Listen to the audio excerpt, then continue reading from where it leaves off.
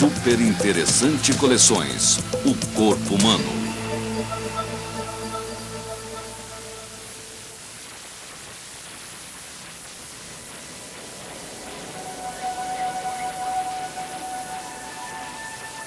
Ele controla todos os nossos movimentos. 14 bilhões de células interligadas numa rede de complexidade quase infinita nos permitem aprender a partir do momento em que nascemos. Essa massa rugosa constitui o órgão mais genial do corpo, capaz de nos dar criatividade e presença de espírito. Conheça os segredos da mente explorando o cérebro humano em Super Interessante Coleções, o corpo humano.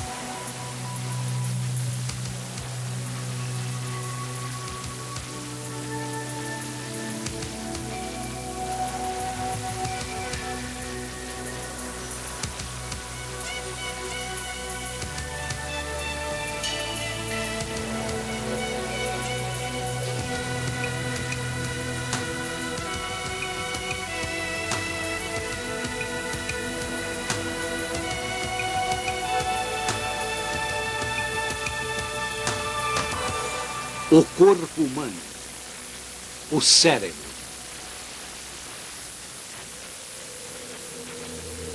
Eu penso, logo existo. Esta é a sede de todo o pensamento e da consciência. O cérebro humano é o ponto mais alto da evolução, o único órgão consciente de sua própria existência. Além de aglutinar a inteligência, é por ele que os olhos enxergam o mundo. Os ouvidos entendem a música e o nariz capta os perfumes. Controla os órgãos do tato, que se aglomeram nos sensíveis lábios e em cada centímetro da pele. Nos alerta sobre o vento quente ou o frio do inverno, para um toque suave ou uma pontada dolorosa. Esses sinais trafegam pela superautoestrada de informação do corpo, a medula espinhal. Esse delicado feixe de nervos está protegido por uma armadura pontiaguda, a coluna vertebral. O crânio é o capacete ósseo que protege esse órgão nobre.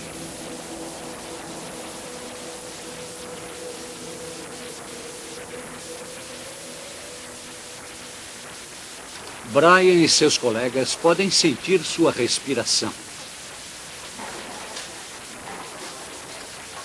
Podem também medir a pressão do sangue e ouvir as batidas de seus corações com a ajuda de instrumentos.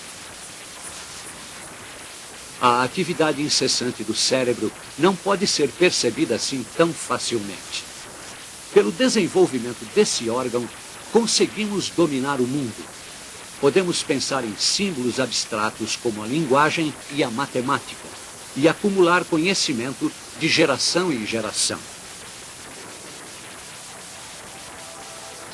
O poder do cérebro não é evidente à primeira vista.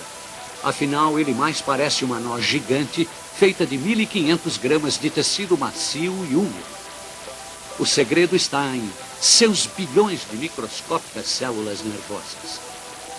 Quando você está pensando, sinais elétricos passam de uma célula a outra dentro da sua cabeça.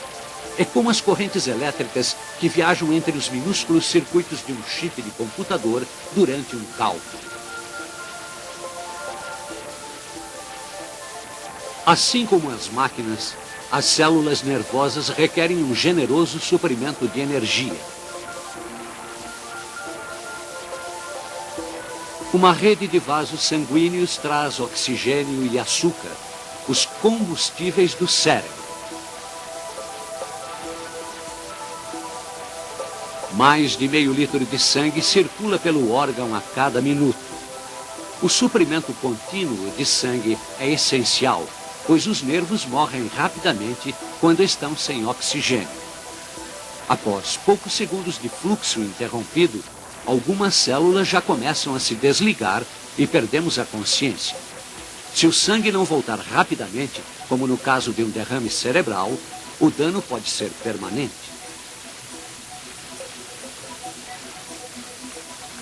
O cérebro de Brian requer um suprimento de energia de 10 watts, apenas uma fração da necessidade de um computador.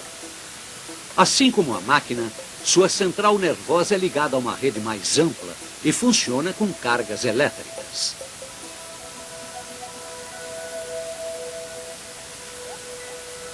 Mas o circuito do cérebro é bem mais complexo. Há muitos hiatos que os sinais devem saltar, resultando em rotas alternativas. As células nervosas vivas podem se conectar às células vizinhas, criando novos caminhos, o que não acontece com a rota programada das correntes elétricas do computador. O sistema nervoso é uma das primeiras partes que se formam no corpo. 3 semanas após a fecundação do óvulo, algumas células se desenvolvem, formando uma protuberância que se tornará o cérebro e a medula espinhal. Nos 2 meses seguintes, o sistema nervoso se desenvolve a uma velocidade surpreendente. Durante esse tempo, o cérebro produz cerca de 250 mil células nervosas por minuto. Essas células se movem pelos tecidos do corpo até seu destino final. Durante os primeiros 4 meses no útero, o cérebro do bebê produz todas as células nervosas que o acompanharão durante toda a vida.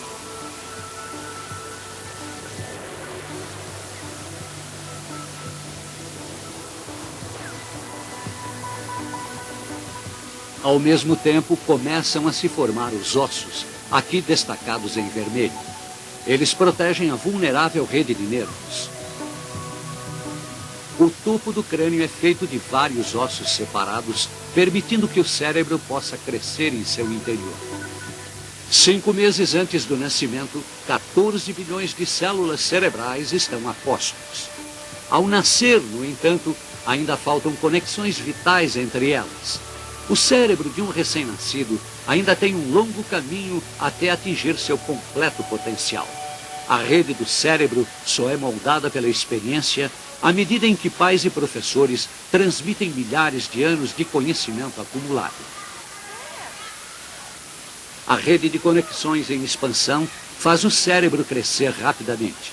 Ele recebe impressões do mundo por meio dos olhos e ouvidos, das mãos e dos pés, e começa a coordenar o novo corpo. Pela repetição dos acertos, uma criança aprende a coordenação entre os olhos e as mãos, desenvolve a habilidade de se equilibrar sobre 2 pernas e aprende algo complicado como a linguagem. Com 2 anos, algumas crianças podem falar 2.000 palavras. Enquanto aprendemos, modificamos a estrutura do cérebro. Ele é composto por feixes de fibras nervosas que se aglomeram como um emaranhado de linhas telefônicas. A cada vez que repetimos uma ação ou uma palavra, a conexão que usamos se torna mais forte. Assim, à proporção em que adquirimos novos conhecimentos e habilidades, nós literalmente programamos o nosso cérebro.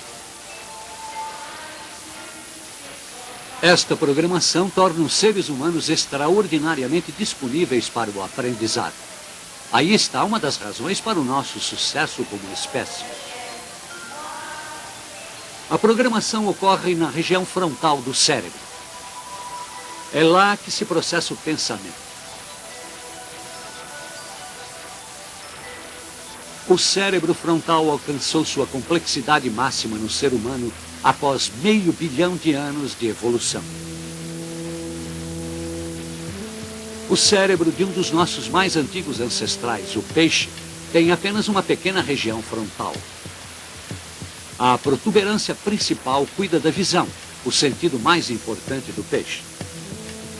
No processo da evolução, o cérebro frontal tornou-se cada vez maior, de anfíbio a mamífero, passando pelos répteis e pelos pássaros. Paralelamente ao tamanho cerebral, a inteligência das espécies também cresceu.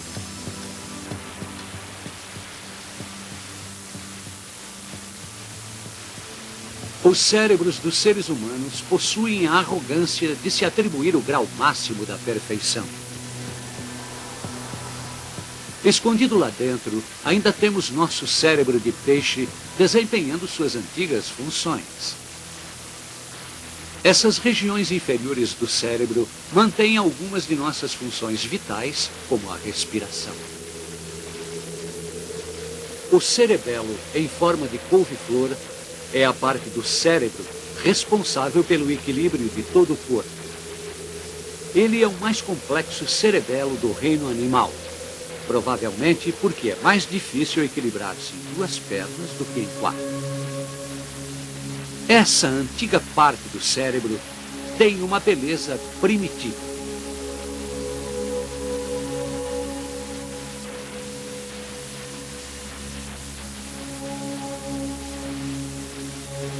Sem esse órgão, você teria de se concentrar para ficar em pé e dar cada passo.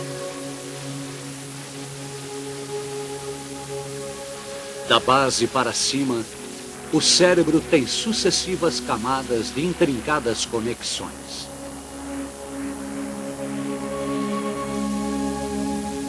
Nessas camadas se encontra tudo o que nos torna diferentes dos outros animais: as emoções, as lembranças, ambições e os pensamentos.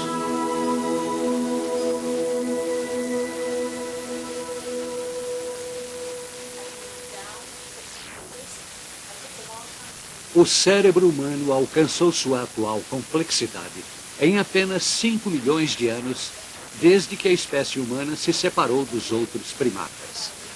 A história da evolução cerebral é revelada pelas alterações no crânio. O cérebro de um chimpanzé é um pouco menor do que o de um dos nossos possíveis ancestrais, o Australopithecus africanus, que viveu há 3 milhões de anos. Um humano primitivo, de cérebro maior, surgiu há 2 milhões de anos e foi o primeiro com a capacidade de fazer ferramentas. Há 500 mil anos, este crânio humano abrigou um cérebro 2 vezes maior que o do Australopithecus. Trata-se do Homo erectus, que dominou o uso do fogo.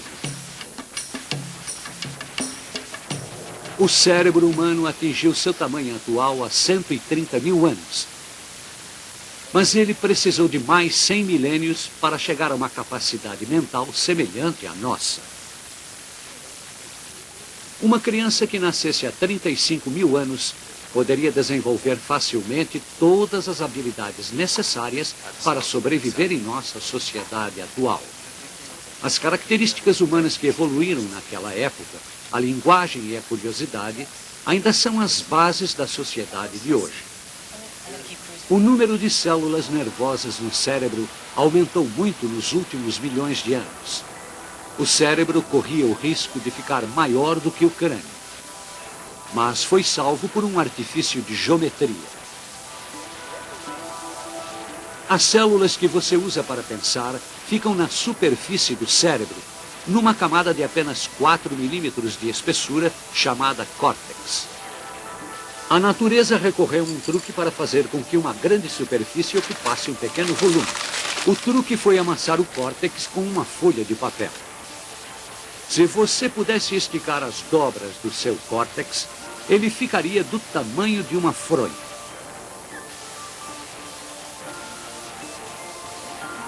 Com estas concavidades intrincadas, nós superamos até mesmo o poder do cérebro do maior mamífero. As células nervosas no córtex fazem tudo o que é exclusivo dos seres humanos: tomar decisões, exprimir opiniões, interpretar o que vemos, ouvir e entender. O córtex forma 2 hemisférios distintos, cada um cheio de feixes de nervos. As 2 metades têm maneiras diferentes de interpretar o mundo. O hemisfério esquerdo pensa por meio de palavras, enquanto a metade direita pensa em imagens e sensações. Os nervos trocam informações por meio de uma faixa densa na base do cérebro. Existe um intercâmbio nos dois hemisférios cerebrais na interpretação de conceitos. Se a palavra água aparece aqui no hemisfério esquerdo, bem aqui no lado direito surge a imagem da água. Para evitar discussões no cérebro, um dos hemisférios, quase sempre o esquerdo, encarrega-se da decisão final. Quando se trata de controlar os músculos, cada hemisfério é responsável por um dos lados do corpo, desde os pés e as pernas até as mãos e os olhos. Mas as linhas de comando se cruzam entre si. O lado esquerdo do corpo é ligado ao hemisfério direito do cérebro, enquanto as sensações no lado direito do corpo acabam no hemisfério esquerdo. As regiões do corpo mais sensíveis ao toque requerem um número desproporcional de células nervosas no centro de sensações do cérebro para processar os estímulos. Esta estranha figura mostra como o cérebro percebe o corpo. As partes de maior sensibilidade tornam-se gigantescas quando se leva em conta a área do cérebro destinada a interpretar cada percepção.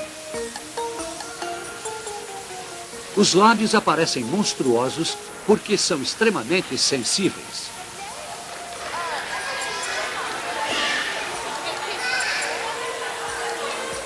A criança usa os lábios instintivamente para explorar o mundo à sua volta. A bola estimula os nervos em seus lábios, enviando sinais a essa parte específica do cérebro. Uma região diferente do centro de sensações se ilumina quando se toca alguma coisa com o dedo indicador direito. A mão está repleta de terminações nervosas, possibilitando uma excelente sensibilidade. O polegar tem a maior região de correspondência no cérebro. Ele pode distinguir os detalhes mais sutis pelo toque. As costas inteiras estimulam menos células nervosas no córtex sensorial do que a palma da mão.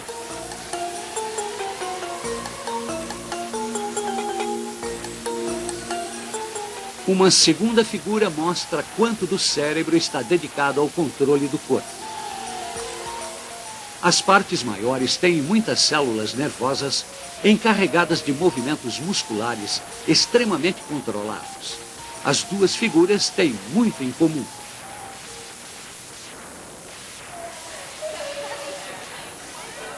Desde o nascimento, nossos nervos captam sensações, mas é necessário tempo e paciência para o controle adequado de nossos músculos. Entre os primeiros a serem dominados estão os músculos faciais. Um bebê pode expressar suas emoções com um sorriso ou uma careta. As expressões faciais adquirem maior sutileza à medida em que os músculos e o sistema nervoso amadurecem. Os lábios requerem um controle apurado para transmitir discursos e emoções.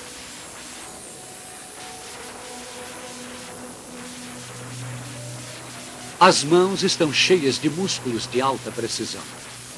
A enorme quantidade de cérebro dedicada à mão foi vital para a nossa evolução desde nossos desajeitados ancestrais até hoje e levou a espécie humana a algumas de suas maiores realizações. Para coordenar os músculos, o ser humano dispõe dos vigilantes órgãos dos sentidos. Cada um deles é ligado à sua própria região do córtex cerebral. Através de nervos e feixes, os olhos enviam sinais à parte de trás do córtex, onde são decodificados. É estranho, mas o lugar de onde você enxerga o mundo de verdade fica bem distante dos seus próprios olhos. Quando se vê algo, sinais elétricos correm por estes pálidos feixes de nervos. Eles transportam mensagens codificadas através dos hemisférios do cérebro até a parte posterior do córtex. Esta imagem mostra a atividade elétrica na parte do cérebro, onde são recebidos os estímulos visuais. O ouvido mantém você em contato com todos os sons e com as mensagens de outras pessoas. Os sons são amplificados e detectados por um microfone natural. Os sinais são analisados em uma região do cérebro próxima ao ouvido.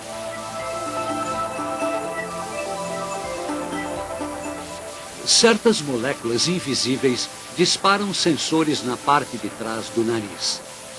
Feixes nervosos levam esses estímulos direto às profundezas do cérebro, onde podem ser interpretados como cheiro.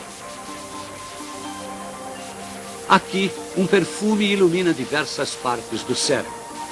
A região visual no canto inferior direito traz à consciência o rosto da pessoa que usou aquele perfume.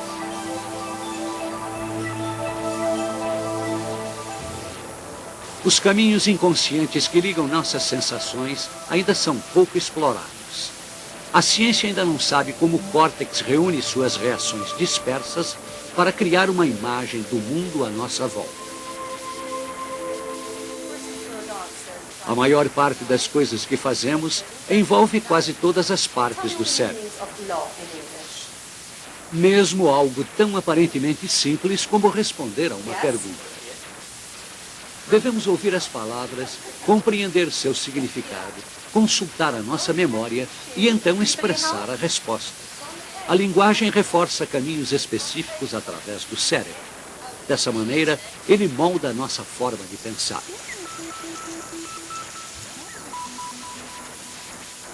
Esta área organiza nossos pensamentos de acordo com as regras da gramática. Ela envia sinais à região que coordena nossa respiração, cordas vocais, língua e lábios para nos permitir falar. Muy bien, perfecto. Now we're on a conjugation round. A linguagem nos ajuda a aprender novos fatos e novas ideias, mas não conseguimos lembrar tudo que aprendemos no ginásio. O cérebro é seletivo e escolhe o que parece ser mais importante, guardando a informação em dois estágios. Primeiro, a memória de curto prazo.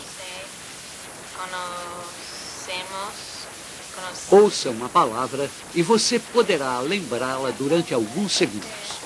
Mas ela sumirá rapidamente, a menos que seja arquivada na memória de longo prazo. Who shall I choose? Desesperados? Corey.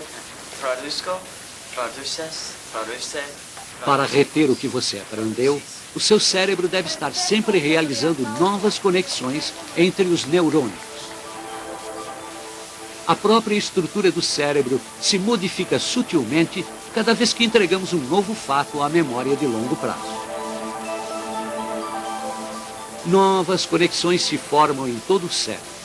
Mesmo assim, ainda é um mistério o mecanismo pelo qual nós recuperamos as lembranças dispersas.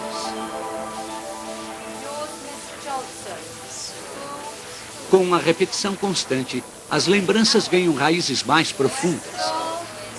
O cérebro ensina a si mesmo, repetindo palavras e fatos mentalmente. É extraordinário, mas essa técnica também funciona com as habilidades físicas.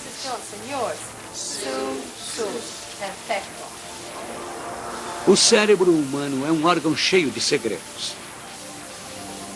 Os cientistas ainda podem gastar muita massa cinzenta para investigar as funções das duas concavidades e dobras e para descobrir como esse monte de células nervosas cria inteligência, consciência e autopercepção. Um computador que possa pensar ou, quem sabe, perceber a si mesmo ainda está longe de existir.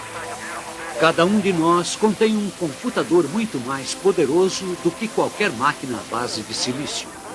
O cérebro humano tem a capacidade de nos levar aos cantos mais distantes da Terra e além dela. Seu alcance não conhece limites. Só esse órgão nos permite interagir com a realidade, abstrair o infinito e imaginar o futuro.